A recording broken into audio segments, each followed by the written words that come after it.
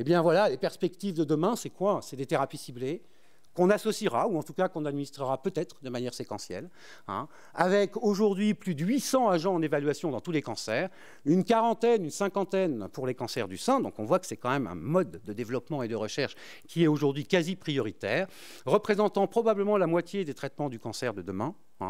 Alors, ce sont essentiellement des petites molécules qui inhibent, on l'a dit tout à l'heure, des kinases, des protéines impliquées dans les signaux cellulaires, mais aussi les anticorps monoclonaux qui vont aller cibler spécifiquement une anomalie, surtout à la surface de la cellule tumorale, mais aussi des immunomodulateurs qui vont restaurer, on l'a vu, l'immunité cellulaire lorsqu'elle est parfois déficiente. Mais quoi qu'il en soit, et quelles que soient ces thérapies orales de demain, il va falloir qu'on réanalyse le parcours de soins de nos patientes, car ce n'est plus aujourd'hui une certitude. Demain, toutes les patientes ne passeront pas en hôpital de jour recevant leur chimiothérapie tous les 15 jours ou toutes les 3 semaines. Elles seront essentiellement traitées à domicile, toujours suivies, on l'espère, par une équipe de médecins cancérologues, mais avec d'autres acteurs extrêmement importants dans ces parcours de soins, et c'est ce qu'on va un peu voir.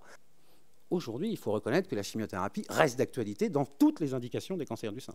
On n'a pas encore trouvé de véritable substitut oral à la chimiothérapie intraveineuse. En revanche, on intègre ces nouvelles molécules orales dans le parcours de soins de ces femmes. Ça veut dire quoi? Ça veut dire que, sans exclusivité, elles ne peuvent pas aujourd'hui permettre d'être seules dans le parcours de traitement. On doit encore faire de la chimiothérapie, mais on s'interroge, surtout les collègues anglo-saxons, sur la notion de chemo-free intervalle. Le temps que va vous permettre, avec ces nouvelles molécules orales administrées à domicile non cytotoxiques, que va vous permettre ce temps d'offrir à vos patientes sans recours à la chimiothérapie cytotoxique. Autrement dit, c'est une question assez intéressante en termes de qualité de vie, à condition que ces médicaments oraux ne soient pas trop toxiques et soient facilement administrables. C'est ce temps que vous allez donner à vos patients dans le parcours du soin, sans chimiothérapie, ou en tout cas en retardant le moment où elles en auront véritablement besoin. C'est une vraie question et qui intègre l'administration à domicile de ces molécules. Les thérapeutiques ciblées, donc ce nouveau parcours de soins qu'il va falloir définir, parce qu'elles seront pour la plupart orales, avec évidemment d'abord et avant tout en établir la pertinence. Ce n'est pas parce qu'on en découvre des cibles, ce n'est pas parce qu'elles nous paraissent bonnes qu'elles sont cliniquement pertinentes, c'est-à-dire qu'elles apportent un réel progrès à nos patients. Donc il y a différentes étapes à envisager, et ça, ce sont les essais en cours.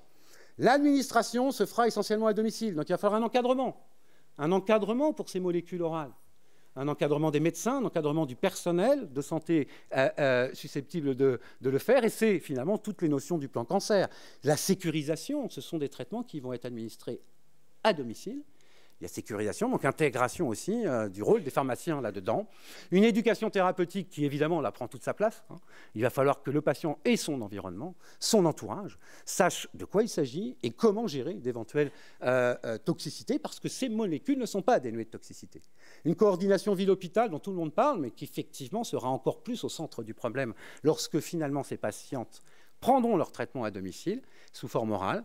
L'échange d'informations indispensable, c'est du support. Si vous voulez qu'il y ait une coordination, il faut qu'il y ait un échange d'informations. Et on parle beaucoup du dossier commun de cancérologie, le fameux DCC, qui permettrait un échange d'informations. Faut-il encore le faire? Et c'est un peu complexe. La délivrance, le suivi des traitements à domicile, des logiques de parcours de soins et de santé qui doivent être coordonnées. Et donc tout ça, c'est des grands mots, mais ça nécessite des process. On l'a dit tout à l'heure, des procédures, du même que la chirurgie ambulatoire, de même que la radiothérapie péropératoire, assez complexes. Parce que le risque des traitements oraux, si on n'arrive pas à le faire correctement, c'est que les toxicités ne soient pas contrôlées ou mal contrôlées. Et finalement que ces patientes ne les prennent pas. Elles sont chez elles. Ne les prennent pas. Ça s'appelle la non-observance. Et finalement peut-être aboutir à une notion potentielle de perte de chance. Donc ce n'est pas rien. Il faut s'assurer, si les traitements oraux sont disponibles demain, qu'ils pourront être pris dans les meilleures conditions afin d'assurer tout ce qu'on vient de dire.